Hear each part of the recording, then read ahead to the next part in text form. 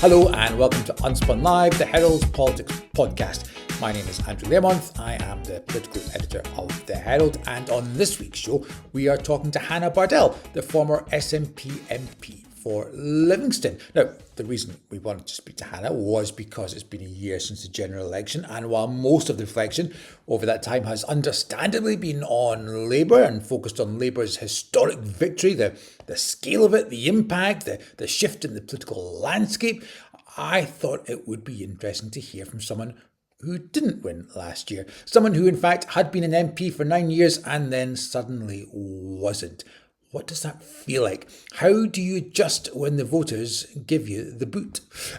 So I spoke to Hannah about election night, what it was like, what she did next, how she felt the next morning. But I started by asking her to take us right back to the beginning, to when she was first elected as the MP for Livingston. All right, let's start. Yeah. Let's go right back to the beginning. Let's go back to 2015.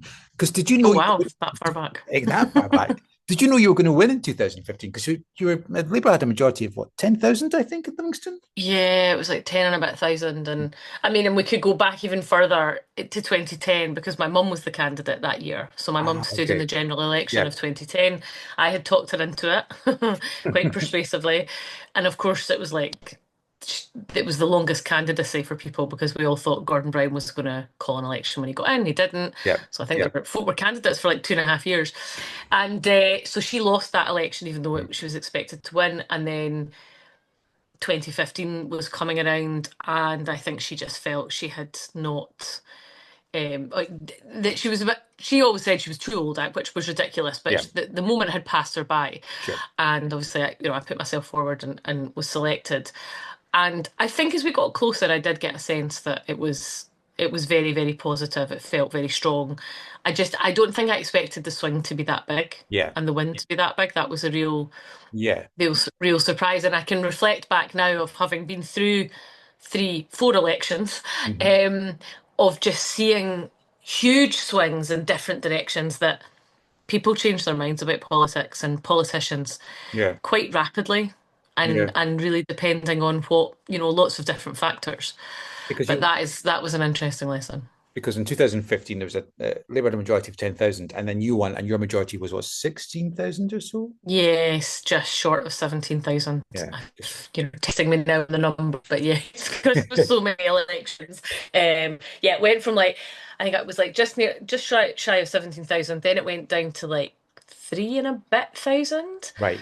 Then it went up again to 14,000, and then I lost by 3 and a bit thousand, I think. So that just gives you an idea of what significant changes there were, just in that 9-year period. I mean, it was quite a roller coaster. It is a massive roller coaster when you think about it. So let's go from 2015 to 2024, and I'll ask the same question. Did you know what the result was going to be? I had a pretty strong sense that it was not going to be good. I think I thought I might hang on because of the size of my majority, the fact that there seemed to be such erratic patterns kind of across the country. And I had an inclination about a month or so before. I thought, it feels like the tide's really turned and it's not going to turn back.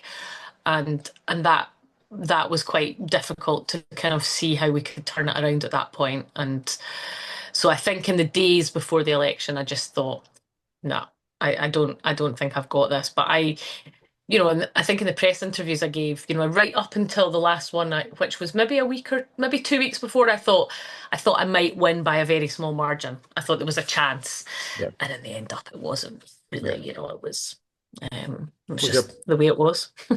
Was there a point on polling day where you realised this isn't going my way? This definitely isn't going my way. I know I've definitely lost this one. Oh, do you know, it was such a weird time. My wife had a bereavement in the family actually the night before the election, and there had been illness, and there was so much going on in my personal life, I think, as well, that I just felt quite discombobulated is probably the best way to get. But I felt like my world was sort of tipping on its side, and that I had just got married as well, so I got married in the middle of the election. Not that wasn't intentional. Like Yeah. we got our wedding license the day that Rishi Sunak called the election, and then organised the wedding in 9 days. So with for a whole variety of reasons, Yeah. but um, that it was just I was so overwhelmed, and I knew I was overwhelmed, and I got sick as well, and I just thought I was just so ready for it to be done. And Yeah. I was like, whatever the outcome, I'm ready for this to be done. And I also think, I went through a period of being really, really angry at the beginning, middle of the election with the Prime Minister, because I just thought we were all prepared for an election. We knew it was coming, but to do it at this point, and that was a very personal thing to me, right? I mean, it was, I think we'd all wanted an election for some time. But I think from a personal perspective, I was just like, for goodness sake. And the funny thing about it was like colleagues and friends in other parties were in exactly the same Yeah. situation. They were also furious, Yeah. including lots of people in his own party. Yeah. Yeah. But yeah, I think there was that kind of certainly the day of the election, when you're chatting to people when they're going to polling stations and the weather was rotten, I just thought, nah, it doesn't feel like it's my moment. And you know when you stand that there's always a really good chance that that's going to happen. So you have to be prepared for that. I mean, and on the night itself, when you get taken away, because for people who've never been to an election count, what happens Mm, is you find out before they actually read the states out. You kind of have to go and look at the votes, and they yes. go up into a little bit, and they sort of say, "Here's what the results are," and all that sort of stuff. Um, Yeah. what does that feel like? I mean, can you think about it at all, or is it just passing a blur? I mean, I think if I'm honest, I remember walking around Parliament in the months before the election thinking, yeah, I think my days are numbered. There was in the back of my mind there was this tiny voice, and I thought that it was a weird thing because I was looking at the numbers from door knocking and stuff and thinking that doesn't necessarily bear out actually. And the polls were, if you remember at that time, wildly different. Like they were quite all over the place. There was, had us winning big, had us winning not at all. There was lots of different iterations. And as soon as that exit poll came in, I was sitting at home with my wife in the living room, just right here actually, and I was like, I'm done. Yeah. Yeah. Like there's no way I'm winning with those kinds of numbers, because you could there would be certain seats that you could predict that had Sure. always stayed SNP. And then not long after that, my election agent phoned, and there was at that point they thought it might be very, very close, and they thought they might need a recount.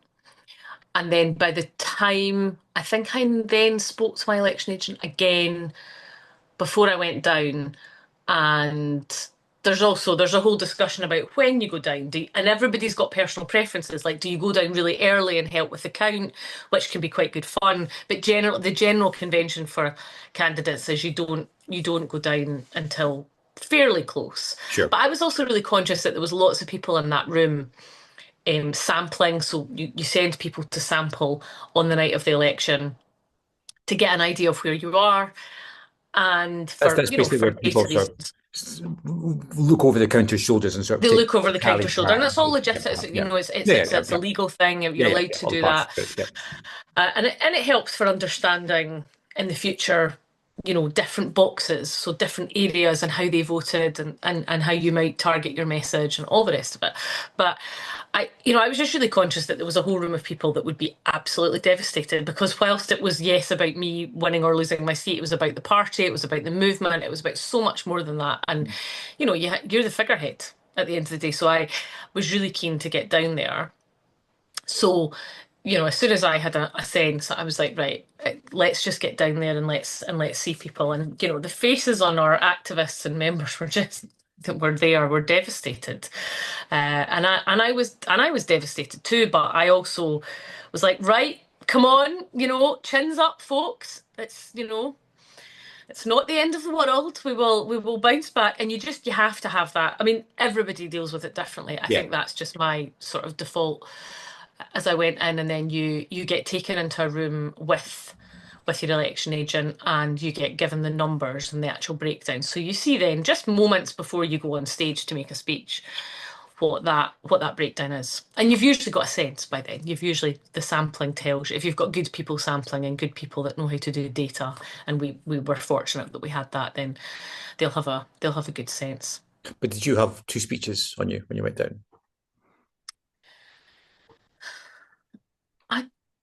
Do you know, I don't actually think I prepared a speech in the Right. end. Okay. Sure. Sure. I think I was probably at that stage where I know exactly who I'm thanking regardless. Yeah. Yeah. And I know, you know, what I'll be saying if I win and if I lose. It wasn't, the first time I stood for election, I had a whole thing typed out. I had a whole speech if I won and I had a whole speech if I lost.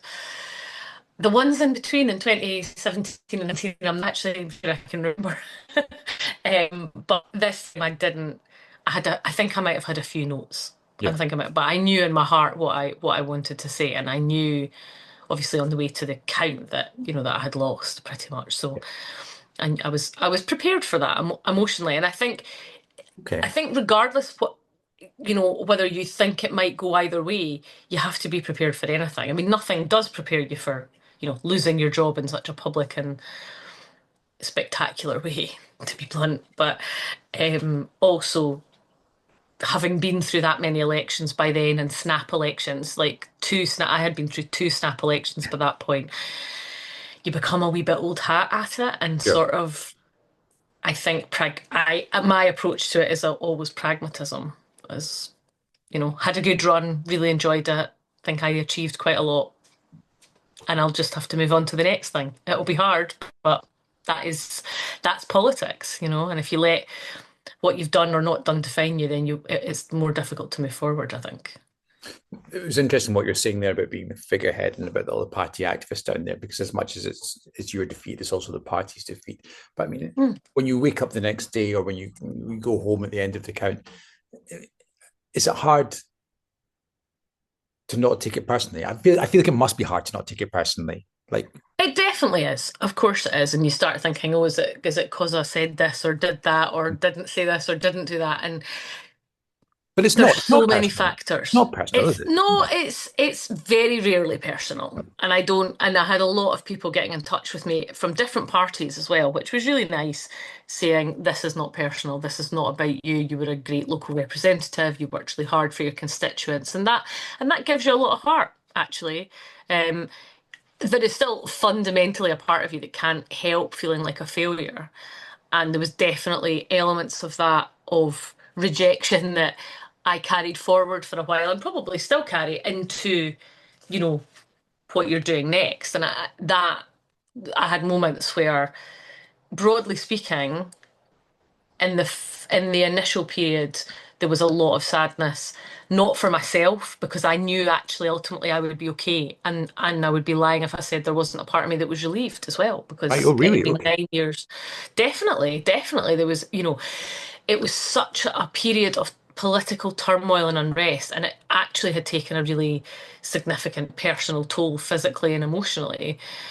You think about the terrorist attack and Joe Cox and then David Amos being killed, Brexit, COVID, like these things that were all massive, political events that were historic.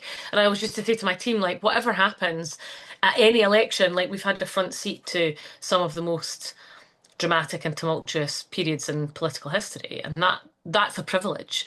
But it also does take a personal toll. And it would be fair to say that politics has just become more and more polarized and violent, actually. And so I think that probably was part of me. I had just got married. My wife and I were thinking about having a family. Like, I'm literally, as we speak, in the middle of IVF. I was at the IVF clinic this morning. So, and I knew that that was going to be coming. So I think there probably was a part of me from a protection sort of perspective, like, okay, actually, I can focus on other things in my life and do other things.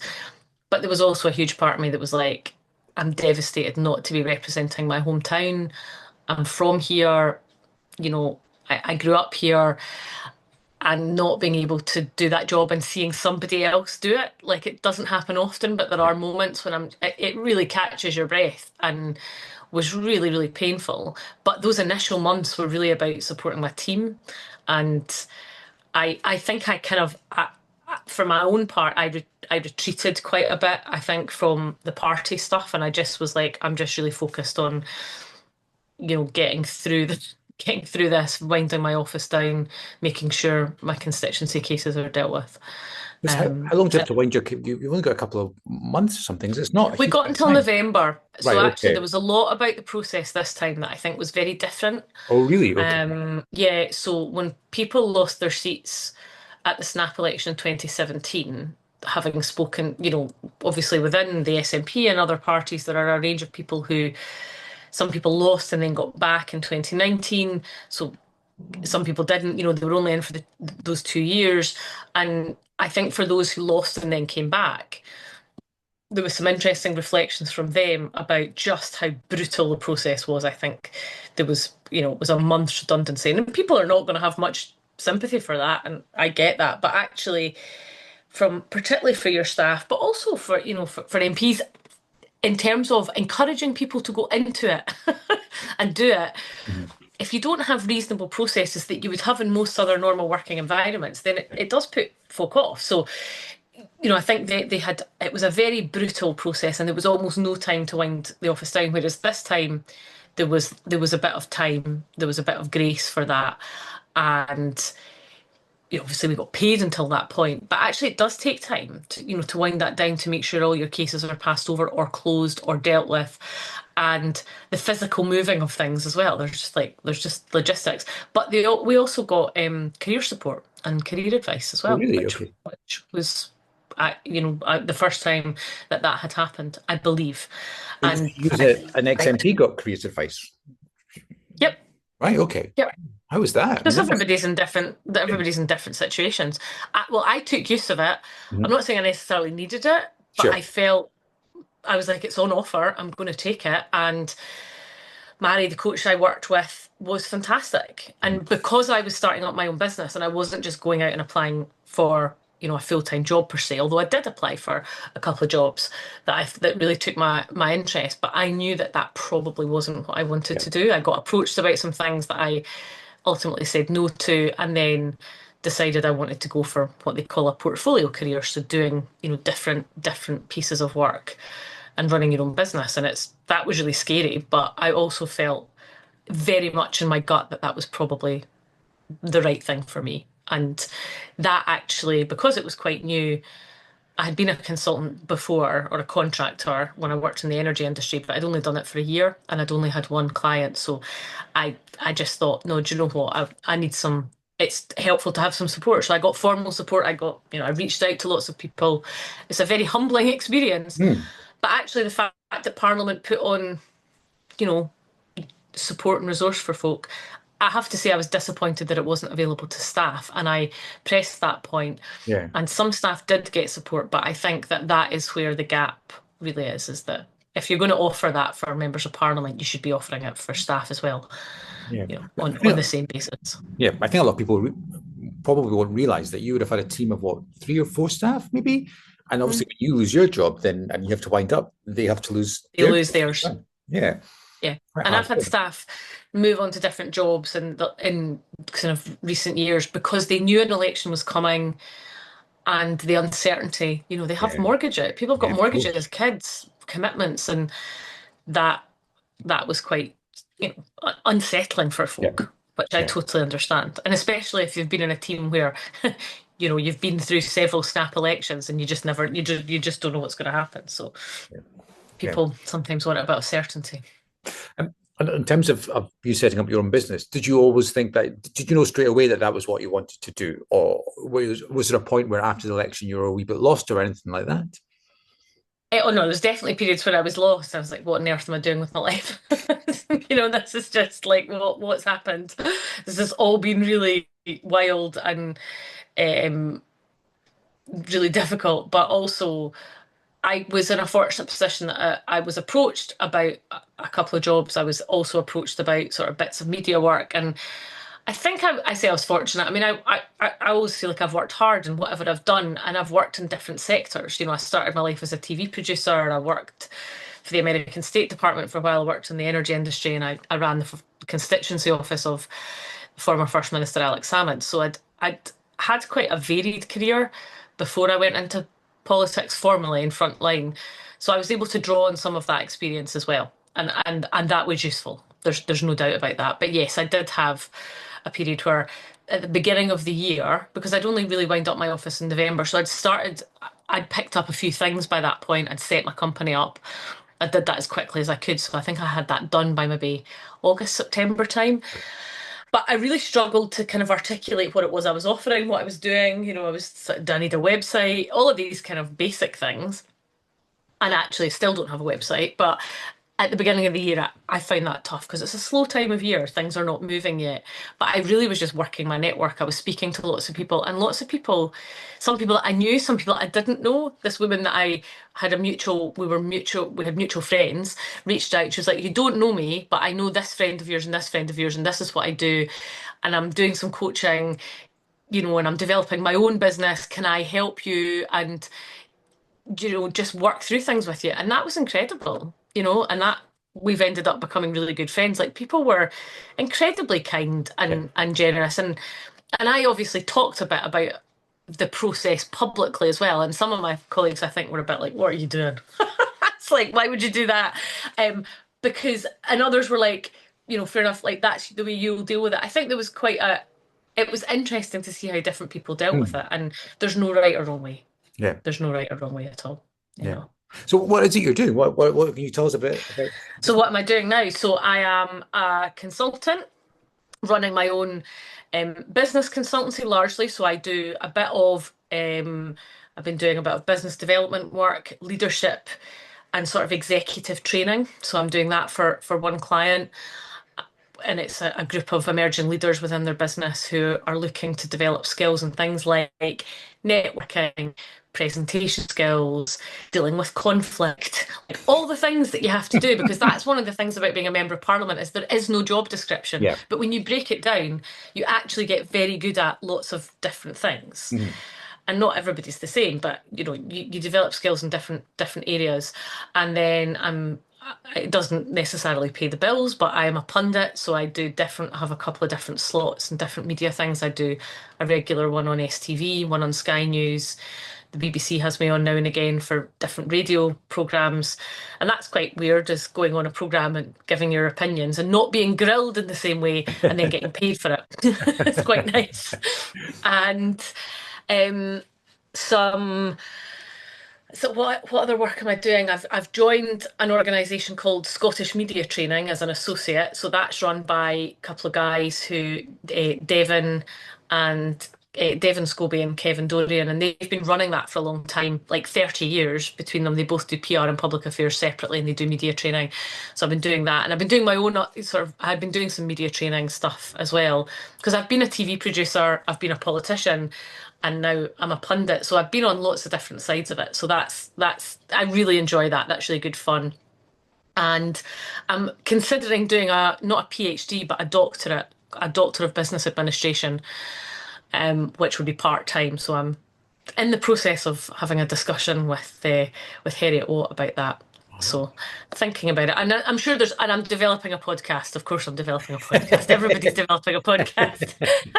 I don't want to say too much about it because I don't actually know where it'll go. But I met my wife and I when we were on honeymoon last year. We met another couple, two women, and one of them's involved in body image. She's a professor of body image, and we got talking about this, and we got talking about whether it's something that we might want to do something on. So it's a discussion at this stage where we're still thinking about it. So I'm sure there's something I've missed off the list there, but they are the kind of main things that I'm doing. And then I think it's maybe what 11 of your colleagues have thrown their hat into the ring for Holyrood next year. Were you tempted? Were you thinking, I need to go back into politics? definitely. I mean, I went through the vetting process because I truly hadn't made up my mind, and I also didn't initially, although I'd put my hat in the ring, I really couldn't make up my mind. But it was so soon after that I thought, Yeah, well, at least if I've done that, excuse me, I've got the option. And there also was not an obvious route for me, sure. in the sense that I wouldn't probably stand outside of my own constituency. I would maybe stand on the list. And as far as I was aware at that point, neither of the two people, fantastic people who are good friends of mine, Fiona Hislop and Angela Constance, were standing down. So obviously, when Fiona announced that meant there was a potential opportunity. But by then I had pretty much made my mind up that it wasn't for me. Yeah. And I've been quite public about the reasons for that. They are largely because I feel like I'm really enjoying what I'm doing, and I want to do I want to have a family. And I'm not saying that you can't be elected and have a family. Like that's. But there is a reality to be faced that I'm in my 40s. My wife also works and lives in London at the moment, so she has quite a senior role within the Royal Academy of Music, and it just didn't make sense to be apart. Sort of, I would be having to pretty much be in Scotland most of the time, and that's something that I think we will do in the next few years, but there's no guarantees, and we're working all of that out.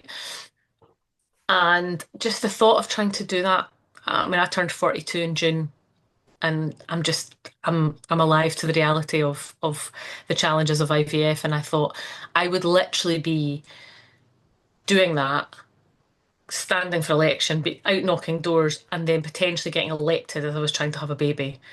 And then I saw Jacinda Ardern's documentary recently, and I thought, well, I've been put right in my place then, haven't I? But everybody's journey is different, Yeah. And I think I also just wanted a break. Yeah. And I remember speaking to Jim Mather a long time ago and him saying, I wish more people would like do it for a little while and then go away and do other things and then come back to it. And I just think it's important to say that, you know, no journey has to be the same in politics, and you don't have to be in it for a lifetime. You can be, and I have so much respect for people who do stay, and I think they build up a protective shield, possibly, and a way of operating that helps them survive and possibly thrive.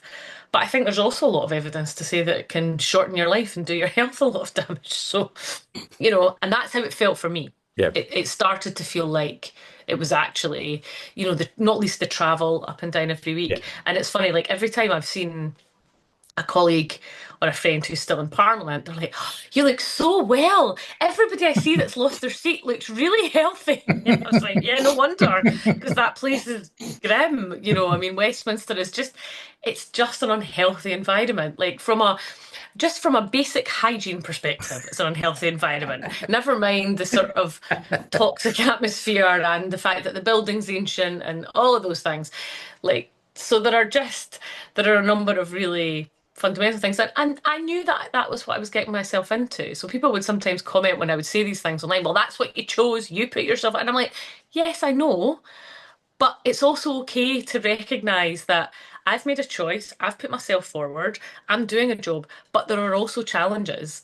And I think most of us that were in there actually wanted to do our best to change things for the better for the next people that came along, because that's just good practice. Like in any job I've ever done in my life, I have sought to, where I thought things could be improved, try and improve them, And it's funny when that's a surprise to people.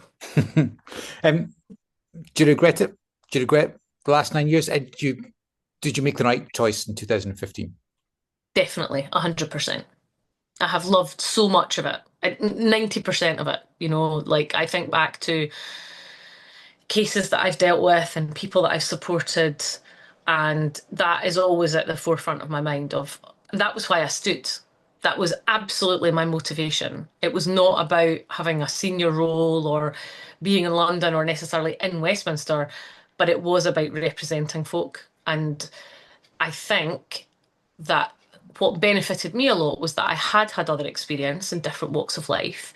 And so I could bring that in terms of how I approached different issues. But what was amazing about the SNP group is we had everybody from, Mary Black, who was fresh out of university with, such a unique perspective and way of delivering, her message and tackling issues to, older, more senior members who had been, doctors, lawyers, business people. We really had actually quite a range of folk, and actually that was such a privilege to be part of. Like, it's no doubt it was like any political group or organisation, it was not without its issues and challenges and or without its conflict.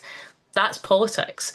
But actually what I loved about being part of that group was there really was a huge range of people. And I remember after we lost our seat, I I can't remember who it was. It might have been Ronnie Cowan, who was always, very reflective and quite a soulful character.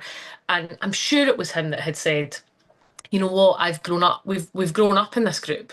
Like, people have lost partners, they've lost, loved ones, they've had babies, they've gone through major life events, and that's true. Like, when you strip it all back to the basic human experience, like, we had all gone through a huge amount and drawn strength and, taken a lot from our colleagues, but we also, I like to think, had contributed a huge amount. And that's the stuff that doesn't really get talked about. Like, I have a constituent who was due to be deported, and her daughter was facing female genital mutilation, FGM, and she came to me, and we managed to get that stopped. And I lobbied Theresa May, and we got Channel 4 News came. I remember when Cathy Newman came to Livingston and interviewed Lola. And she now she's had another child, and she's, living a great life in Livingston. And she still sends me a birthday card every year, and she still often comes and knocks my door. And there's lots of constituents that I've kept in touch with. And some of them were people that I maybe knew in the community anyway. But I think there is always that thing of, that's not the stuff that people hear about, because it's not the sexy stuff, it's not the headline grabbing stuff necessarily. But actually, that is the fundamental bit of politics. That is what you should be getting elected to do. And there's so many different things that it's funny when you see stuff now, like the contaminated blood stuff, the post office scandal stuff. Like, I was involved with contaminated blood. I had constituents that were impacted. We had Marion Fellows was really involved with the post office scandal. Like, so many people worked on so many different issues. The miscarriage leave, like Angela Crawley was really involved in that. And you see stuff coming to fruition, and they are the times when you miss being there. When you miss being involved in those discussions. But even just seeing them happen is it brings a lot of joy, and that maybe you made a little bit of a difference.